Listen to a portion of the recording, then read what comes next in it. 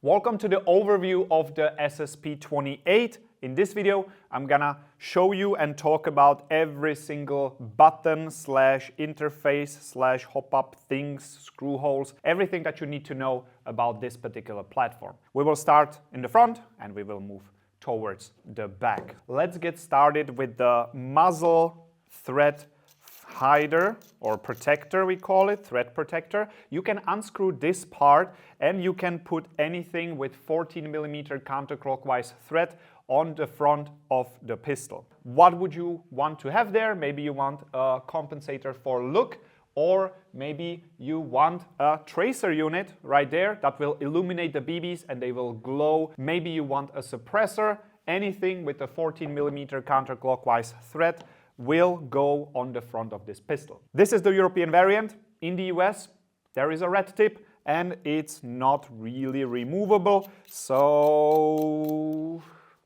yeah, sorry about that. And I'm not allowed to say more.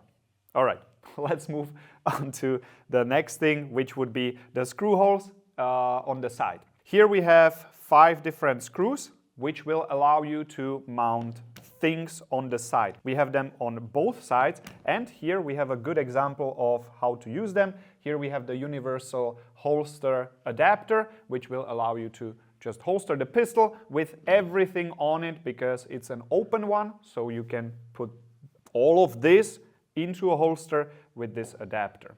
That's why the screw holes are there, to fix it nice and tight. On the bottom we have a Picatinny rail, allows you to mount pistol lights or other accessories. Picatinny is a standard these days. Pretty much anything you would want to put on the bottom, likely a flashlight or a laser unit, will go there. When we look at the top, we see 3 screws.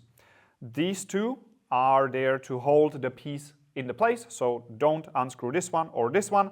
In the middle, the set screw is your hop-up adjustment. If you need to know, or if you need an explanation what hop-up is, there is a dedicated video specifically about hop-up. You should just know that it makes the gun shoot way further by lifting the BB, and it needs to be adjusted to get maximum accuracy and range. How do we do that? We can use the Allen key, put it in, we turn right towards the plus sign, that will increase the hop-up, so the BB will go up, and minus will make the BB fall down. The next thing that you will see is on the side. Here we have a screw, and also here, those are used for disassembly. They basically lock everything in place. No need to touch them unless you want to disassemble the pistol. Then obviously we have the trigger with trigger safety. So this piece, hopefully you can see it.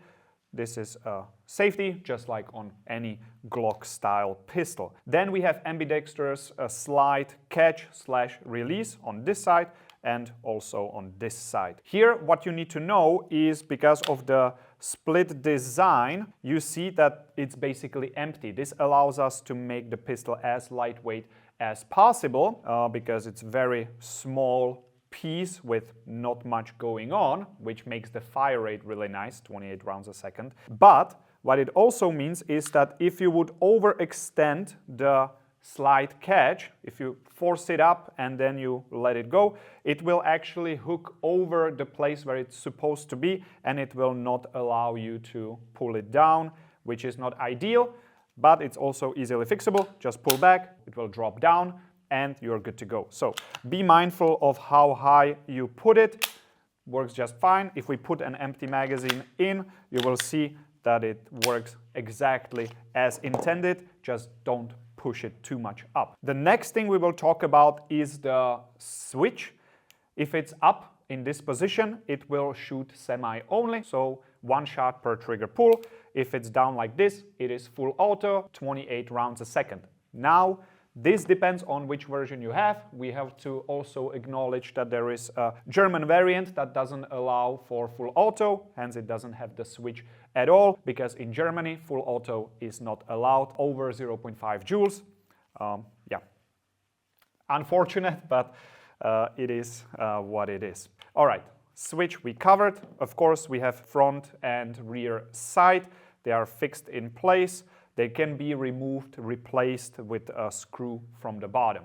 One of the last things is the magazine release button, which is right here. So you can put the magazine in, and when you want to release the magazine, you just push and the magazine will fall out just like that. Also on the bottom we have additional screw hole that can be used to attach mag wells for easier reloads, but that is more into accessories, so we will not go too deep into that. When it comes to the magazine, couple of things that you should know. This is the exhaust valve, so this one will get engaged when you fire and it will let some of the gas out. That's how it works. Here we can pull this follower down and we can load BBs through this wider part of the magazine, so you don't need to load it from the top. More on that when we actually fire the replica. Here on the bottom you can remove this, and here we have the inlet valve for gas, which